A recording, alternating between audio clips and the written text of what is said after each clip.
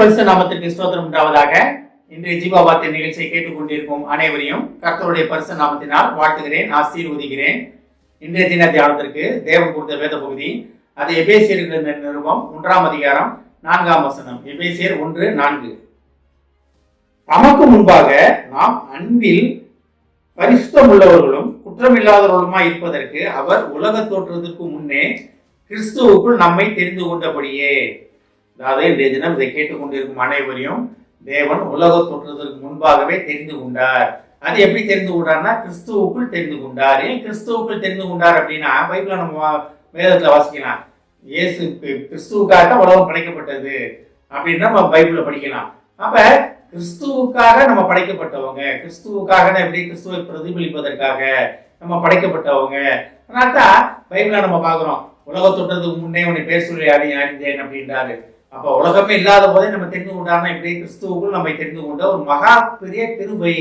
எப்பேற்பட்ட அன்பான தேவன் பிதாவானவர், எப்பேற்பட்ட அன்பு, பிதாவின் அன்பு எப்படி நம்ம மேல வெளிப்படுதுன்னு பாருங்களேங்க. அப்ப உலக தோற்றத்துக்கு முன்னே நீங்க எல்லாமே தெரிந்து கொள்ளப்பட்டவங்க. எதுக்காக தெரிந்து கொள்ளப்பட்டவங்க? நம்ம சுயத்தின்படி நம்ம இஷ்டத்தின்படி வாழ்வதற்காக அல்ல, நம்ம கிறிஸ்துவை பிரதிபலிப்பதற்காக. அதனால்தான் இதுல பாருங்க 2 காரியங்கள் சொல்லப்படுகிறது. தமக்கு முன்பாக, அதாவது பிதாவுக்கு முன்பாக நாம் அன்பில் பரிசுத்தம் உள்ளவர்களும், அன்பில் பரிசுத்தம் உள்ளவர்களும், அடுத்து பாருங்க குற்றம் இல்லாதவர்களுமா இருப்பதற்காக. அன்பில் பரிசுத்தம்னா என்ன?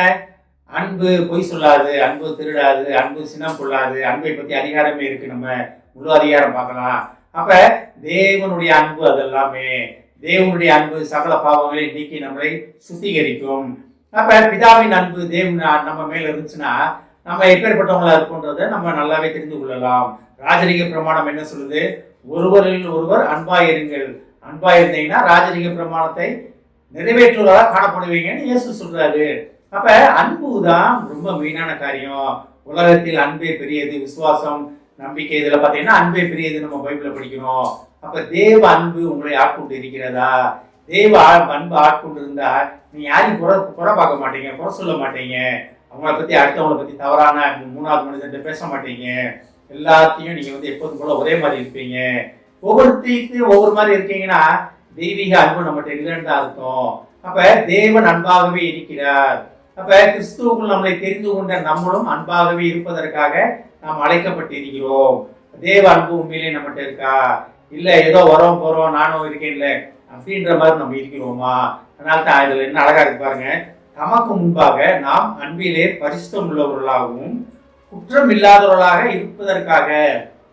அப்ப தேவனால் தெரிந்து கொள்ளப்பட்ட நீங்க அன்பிலே உங்கள்கிட்ட குறைவு இருக்காது.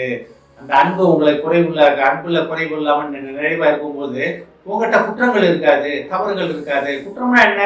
அடுத்தவங்கள நீங்க நினைக்கிற மாதிரி வேற மாதிரிலாம் கிடையாது. குற்றம் அப்படின்னா அடுத்தவங்களோட எண்ணத்தை புரிந்து கொள்ளாமல் தேவன் அடுத்தவங்களை படைச்சிருக்காரே, அவனும் ஆபிரகாம் குமாரனாக இருக்கிறான், குமார்த்தியா இருக்கிறானே தெரியாம அவங்கள நீங்க வாயில நியாயத்திருப்பது. தேவனே யாரையும் நியாயத்திருக்காத போது நம்ம நியாயத்திருப்பதுதான் குற்றம். அப்ப தேவனோட திட்டத்துக்கு எதிராக நடப்பது அனைத்துமே குற்றம். தேவன் யாருமே நியாயத்திருக்கவில்லை. ஆனா நம்ம எவ்வளவு அழகா, எவ்வளவு ஈஸியா அடுத்தவங்களை நியாயத்திருக்கிறோம். அப்ப தேவ அன்பு நம்ம நிலைத்திருக்கிறதா?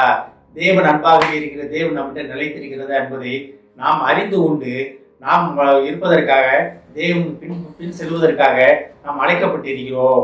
அப்ப தேவ கிருபை நம்ம மேல அளவில்லாமல் ஊற்றப்பட்டிருக்கிறது. தேவ அன்பு நம்ம மேல் அளவில்லாமல் ஊற்றப்பட்டிருக்கிறது. அதனால்தான் உலக தோற்றத்துக்கு முன்னே கிறிஸ்துவுக்குள் நம்மை தெரிந்து கொண்ட தேவன்.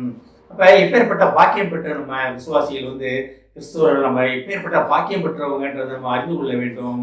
அறிந்து கொண்டு அதன்படி தேவனுடைய சித்தத்தின்படி நடப்பதற்காக தேவன் உங்களை அழைக்கிறார். எப்படி? தேவனுடைய பரிசுத்த அன்பிலே பரிசுத்தம் உள்ளவர்களாகவும் குற்றம் இல்லாதவர்களும் இருப்பதற்காக. தேவ அன்புல நம்ம நிலைத்திருந்தோம்னாலே சகல காரியமும், தவறான காரியங்கள், தவறான எண்ணங்கள் அனைத்தும் நம்மளை விட்டு விலகிடும். நம்மளால அதை மேற்கொள்ளவே முடியாது. தேவனுடைய அன்பு மட்டும்தான், கிறிஸ்துவின் அன்பு மட்டும்தான் நம்மளை அதிலிருந்து வெளியே கொண்டு வரும்.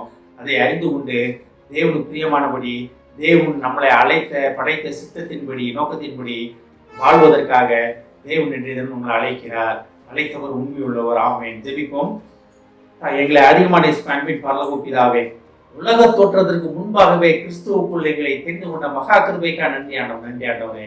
உம்முடைய தெய்வீக அன்பு எங்களில் ஊற்றப்பட்டிருப்பதற்காக நாங்கள் குற்றமுள்ளவர்களாக குற்றமற்றவர்களாக இருப்போம் என்பதற்காக நன்றி நன்றி நன்றி ஆண்டவரே. ஏஸ்தாப்பா, நீர் தெரிந்து கொண்ட மகா கிருபைக்காக நன்றி ஆண்டவரே. இதை கேட்டுக்கொண்டு ஒவ்வொருவரையும் ஆசீர்வதிக்கிறோம் அப்பா. ஒவ்வொரு குடும்பத்தையும் ஆசீர்வதிக்கிறோம் ஆண்டவரே. ஏஸ்தாப்பா, குடும்பத்தில் உள்ள ஒவ்வொருவரையும் ஆசீர்வதியும் ஆண்டவரே. குடும்பத்தில் உள்ள ஒவ்வொருவர் மேலும் உமது தெய்வீக அன்பு அவர்கள் மேல் ஊற்றப்பட்டதற்காக நன்றி ஆண்டவர் நன்றி ஆண்டவரே. குற்றமில்லாமல் அவர்கள் தங்களை உமது அன்பிலே நிலைத்திருந்து அவர்கள் தங்களை பாதுகாத்துக் கொள்ள உதவும் அப்பா. ஆசீர்வதிக்கிறோம் அப்பா.